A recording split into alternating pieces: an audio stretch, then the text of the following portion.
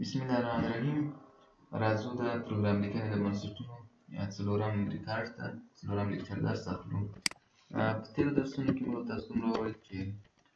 څه ډول کولی شو پروګرامینګ شروع کړو، پروګرام لیکنه څه ډول شروع کولی شو او پروګرام لیکنه مو وپېژندله. په مجموع کې پروګرام لیکنه څه شی ده او آی ډي څه شی ده، څه ډول انسټالېږي، څه ډول ډاونلوډېږي، ولې آی ډي ته اړتیا لرو. په دې ټولو خبرو باندې پوه شولو. اوس راځو دا ووایو چې څه ډول کولی شو له یو پروګرام څخه شروع وکړو. نو راځو خپله ډیف آی ډي استفاده کوو. مخکې مو انسټال کړې ده ډیف سی پلس پلس. نو په دې کود لیکنه شروع کوو. یو خبره مو یاد وي، هغه دا چې په هره ژبه چې ده خپل رولز لري، د خپلو قوانینو مطابق کولی شو په هغې کې پروګرام لیکنه وکړو. مطلب په سی کې یو ډول قوانین دي، په سی پلس پلس کې بل ډول قوانین دي، په جاوا کې بل ډول قوانین دي، اما د دوی هغه مفهوم چې ده د کود لیکل هغه تقریبا یو شان ده. یعنې تقریبا یو شان دي ټول هغه د پروګرامینګ سټیپونه او هغه عملي کوي. راځئ شروع کوو. اوس په سی ژبه کې د پروګرام لیکل د پروګرام د شروع لپاره له هش انکلود سټډیو ډاټ ایچ د هیډر فایل څخه شروع کوو. ښه، لومړی مخکې وویل چې هیډر فایل لکه سی ډاټ ایچ داسې ته ویل کېږي، انکلود څه ده او هش څه ته ویل کېږي. ټولو باره کې خبرې کوو. د سی ژبې هر پروګرام چې تاسو وروسته دې څخه لیکئ تقریبا په همدې باندې شروع کېږي، هش انکلود سټډیو ډاټ ایچ. ولې له دې څخه استفاده کوو؟ هش ته په پروګرامینګ کې پری پروسیسینګ ډایرکټیو ویل کېږي یا پری پروسیسر ورته ویل کېږي. ځکه ورته پری پروسیسر ویل کېږي چې کله کمپایلر دا هش ګوري، دا یو پری پروسیس ترسره کوي. یعنې مخکې د څخه چې هغه اصلي کود ته راشي، کوم کود موږ وروسته لیکو درته، مخکې د دې چې د کود ته راشي کمپایلر مو یو پری پروسیس ترسره کوي، یو مخکینی کړنه ترسره کوي، یو داسې کار ترسره کوي چې هغه اصلي پروسیس نه ده، پری پروسیس ده. د هش په مرسته باندې کمپایلر په دې باندې پوهېږي چې باید یو پری پروسیس ترسره کړي. نو هغه پری پروسیس کوم پری پروسیس ده؟ باید د انکلود فولډر ته کمپایلر لاړ شي، د هغې څخه سټډیو ډاټ ایچ هیډر فایل راواخلي. هیډر فایل یو فایل ده چې مخکې له مخکې یو کود پکې لیکل شوی او ځای په ځای شوی ده پکې. فرضاً اوس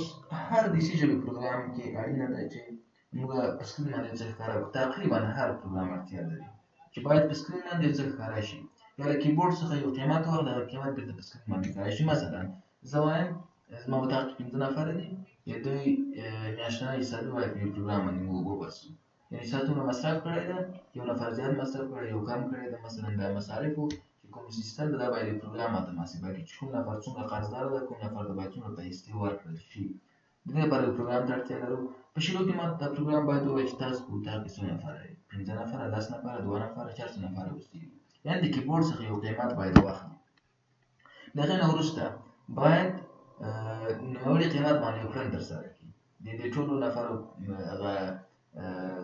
چې څومره مصارف یې کړي هغه د کیبورډ لارې واخلي او په سکرین باندې د هر چا مصرف ښکاره کړي. یعنې په دې پروګرام کې هم د کیبورډ څخه ډېټا اخیستل کېږي او هم په سکرین باندې از آوټپوټ یو څه ښکاره کېږي.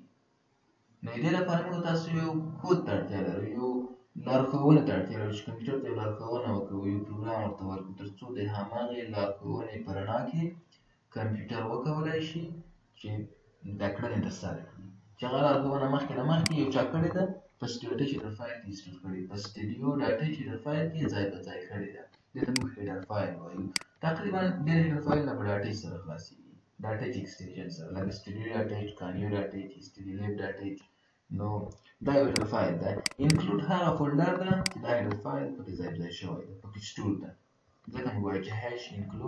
انکلود فولډر ته باید لاړ شو، د هغې څخه دا فایل راواخلو. راځو دا فایل ګورو. راځو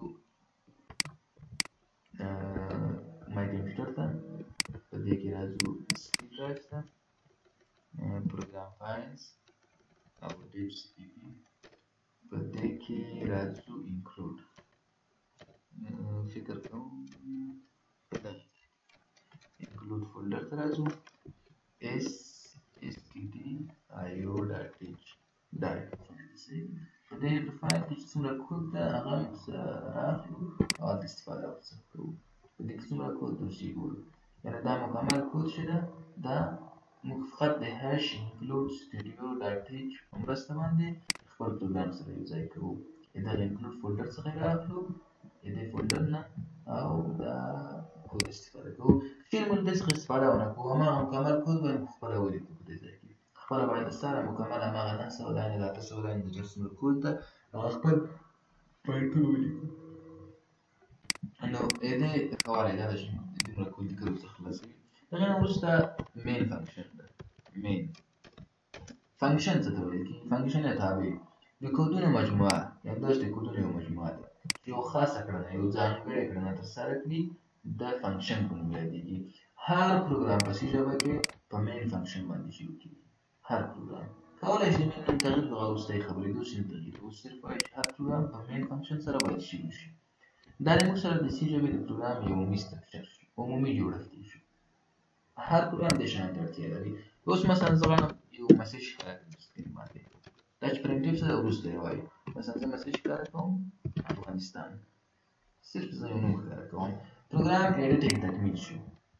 پروګرام ایډیټ شو ومو لیکلو ایډیټینګ تکمیل شو د ایډیټینګ مرحله خلاصه شو د دې څخه وروسته دویم سټیپ دی چې کمپایلینګ ده لینکینګ ده اکزیکیوټینګ ده او لوډینګ دغه مراحل دي د دیو سی پلس پلس آی ډي ښه والی دا ده چې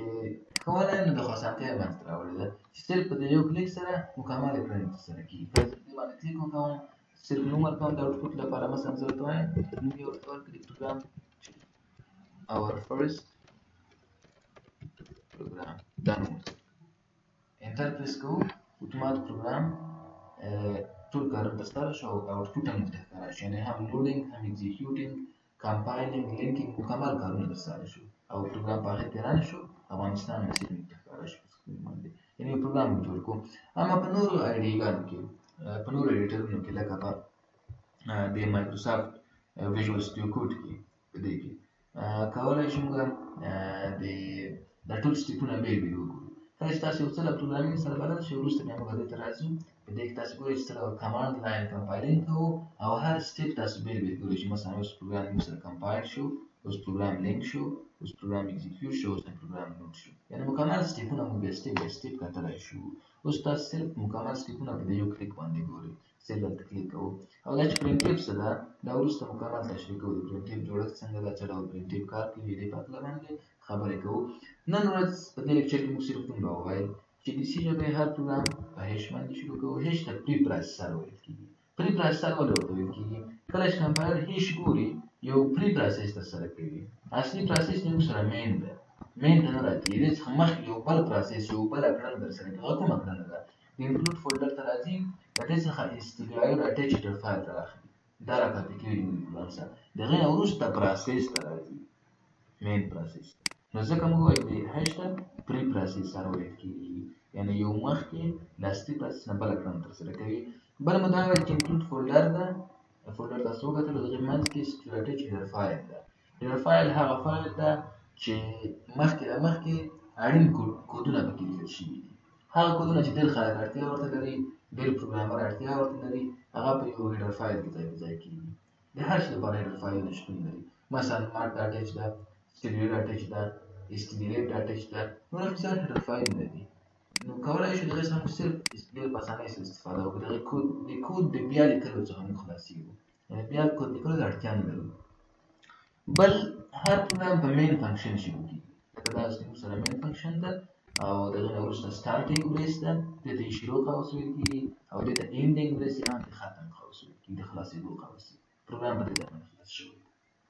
نور د دغې دواړو بریسونو د دې دواړو قوسونو په منځ کې چې څومره کود ده هغه د موږ پروګرام مین لاجیک ده هغه اصلي پروګرام کړنه په دې ځای کې موږ ځای په ځای کوو لکه اوس صرف موږ یو مسیج ښکاره کړی ده دا مسیج ده نو دا هغه د سی ژبې د هر پروګرام هغه مین کامپوننټس وو هغه اصلي برخې یې وې ځینې کسان وایي چې ځینې آی ډیګانو کې دې څخه مخکې موږ انټیجر لیکو او په آخر کې زموږ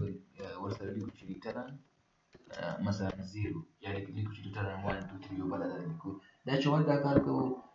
نو کله چې فنکشن موږ تاسو وویل بیا دا ورته تشریح کوو صرف اوس دومره وایم چې انټیجر مین دا معنی چې مین فنکشن کله ختم شي یو قیمت موږ ته رالیږي دلته یعنې کله چې آخر ته ورسېږي یو قیمت رالیږي چې هغه انټیجر قیمت ده هغه ثابت قیمت ده نو دې باره کې بیا په آخر کې فنکشن چې موږ تاسو مطالعه کړو بیا دې باره کې مکمل بحث کوو چې دا ولې لیکو او په آخر کې ریټرن 0 ولې ورته لیکو ریټرن 0 صرف دومره وایي زده کوي لیکو چې دغه انټیجر قیمت موږ بېرته ور ولیږو او دا پروګرام د صحیح والي لپاره موږ دا کار کوو چې پروګرام مو سم ده یا ناسم ده. نو که چېرته کمپایلر اخر ته راورسېږي یو قیمت به راولېږي دې ته، موږ کمپایلر په دې باندې پوه شي چې پروګرام صحیح ده. او که چېرته اخر ته ونه رسېږي نو دې لایټ نشي رارسېدلی او په منځ کې سټاپ کېږي. نو مین فنکشن په دې پوهېږي چې مثلا دا پروګرام مو صحیح ده، په منځ کې کومه غلطي راغلې ده. مکمله تشریح یا د مکمل پوهېدو لپاره بیا چې کله فنکشن ووایو په دې باندې پوه شو چې انټیجر څه ده، ریټرن څه معنا، بیا تاسو دا پروسس ډېر ښه باندې کولی شئ. اوس دومره مهم ده چې تاسو باید حتما ورباندې پوه شئ، صرف یو عمومي کنسپټ یې ځان سره ولرئ. نور د نن ورځې لپاره د لیکچر لپاره همدومره کفایت کوي. راتلونکي لیکچر ته به انشاءالله د دې باره کې خبرې کوو چې ډیټا ټایپس څه دي او ولې ډیټا ټایپس ته اړتیا لرو او د استفادې ځایونه یې کوم دي. نو د هغې باره کې مکملې خبرې کوو. یو خبره دا چې چینل سبسکرایب کول یادونه کړئ، چینل سبسکرایب کړئ درسره او له ملګرو سره یې شریک کړئ، ځکه چې همدا یې پښتو لپاره یو ښه چینل ده. کوم ویډیوګانې چې په پښتو کې شتون نه لري، کومې ټکنالوژي مربوط، نو د هغې باره کې به موږ همدلته د پښتو ژبې لپاره کار کوو. زموږ ستاسو خپله ژبه ده، باید ټول په ګډه سره کار ورته وکړو. نو چینل د ټولو ملګرو سره شیر کړئ، سبسکرایب یې کړئ او نور مننه، ښه وخت ولرئ. السلام علیکم.